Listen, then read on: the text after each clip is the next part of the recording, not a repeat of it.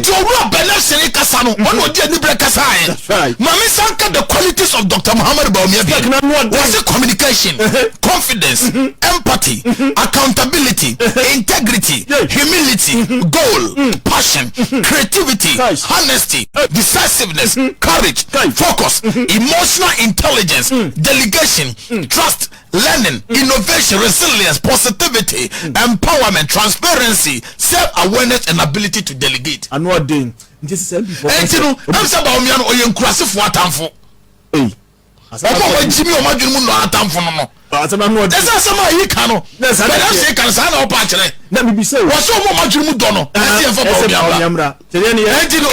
Che wo ka se fa. Kro we pa. Ma so be se wadwun mu no. Mami nko manim. Enti benefit na kasa no. Na nka bibi say wasembi.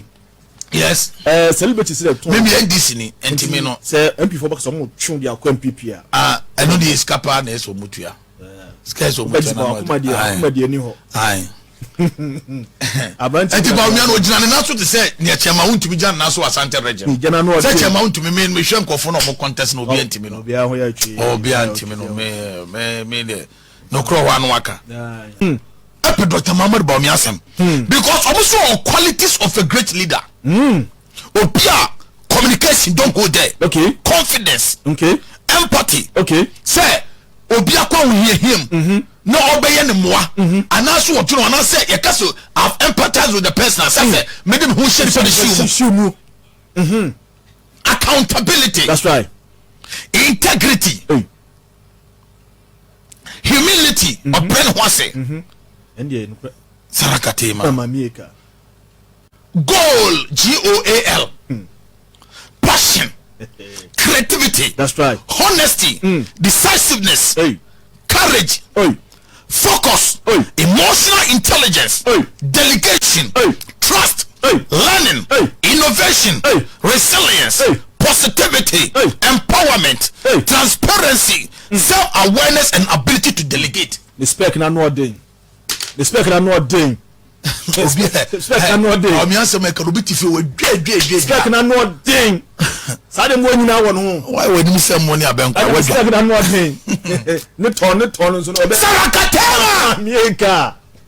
Gosh. Then 80 didn't birthday when we shoot. Ai me ne din wa ne bibia wa Abrante 80 social media manager. Obadwuma pa. Nyame sha no nya ne kase. Sarakatema mama mieka. Ejana no din. They are not ding. Yanko Abraham Sha. Ai. Jana no din. Sarakatema mama mieka. Mareke posota. They are not the Facebook na dem. Dem. Azibedi akonso say a post yes all money credible sanko for you so benefit call for no azibedi akudabi azibedi akon e de nkofo bi aba alanchira matin pool plays alanchira matin head of Bawumia in 2024 obi eni onim sankofo no benefit obi eni mo the great azibedi akon yes we dey na no we no obi eni mo no poster no obi eni mo no sankofo say HI1YI5 then benefit obi eni mo benefit obi eni mo enti okasa wait to any mood ba chamatin so e won kofo won kofo bet benefit na sema o kana no den ai agoni form senior be mu chere agoni form say the me no NDC ntino o say wa do me NDC to no bebe bia no me no o de wo because apetampe nti na se ka wo benya nka chamatin bra na nka yen twin form so hu adwini no ai atuma no Dr. Muhammad Bawumia enunti na NDC for committee na no mo bopo say yenwu hu fie ni na tem yema Ghana fo nyina hu se so onimu hwe na papa wo ye tofo enyem na meka o se fie ni wadwa bruta why we nim say na mosizongo ai sausage wadwa nem na meka ya go for benefit na ka say Sarakatema mareke posotana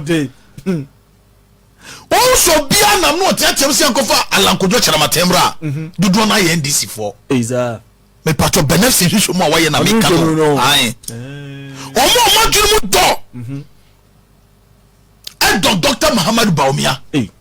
Because someone said Dr. Muhammad Bawumia was paying over share this in this in the said Dr. Muhammad Bawumia over dinner Temple Fry Center. That's right. Tia somebody here. Nanso kukuomu osisa akwano ye brutal. Akọ the MPP for the buy bebre. Tia somebody here. Itipa. Ejana no den. Marie K. Ejana no den. Mama Mieka. Tia somebody here. My birthday will be on fan ya my mama send me messages. Na be say twem. Last two so obi enu otimika say ebia mo bia send message in private. Wo be say come message for call ebusua 965 ye be ken come out. Oh Facebook wo. E be ken come out. She contact go me phone so my birthday man for hwiama.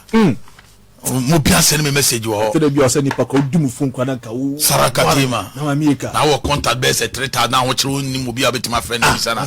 Wadi asem na moto na moye. Omo jirimu do. Omo pay. Omo ni mu nyansa. Ahia no onye sika ni biem. Wonim. Ni o ya ni say obesha da kofa auditor general's report. No wa hwa a ministry be na sika wo. No akọhwe mu a wo hu say 1 or 2 bi o hono mu a no wa start. No wa boti, no wa ye yanti okasa. Wasi ha ade no ye beto aso kira.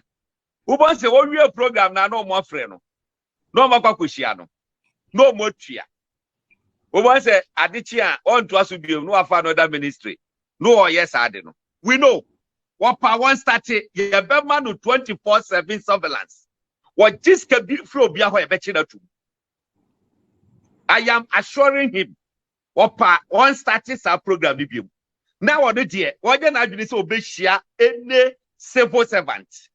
Ajiska be say kamudi en kamu amubeti ye begu nu handcuff e de na court what me nya sa de no me omo ye nyina ye sika o e komu di wo mu Johnny Hughes na e de ben buy chiri de gaga na won say under previous government no omo journalists wa no be ye din who attack government on ma fro no ma settle. Yes. Oh mi pelam cruise ni atama, oh mi pefie ni atama.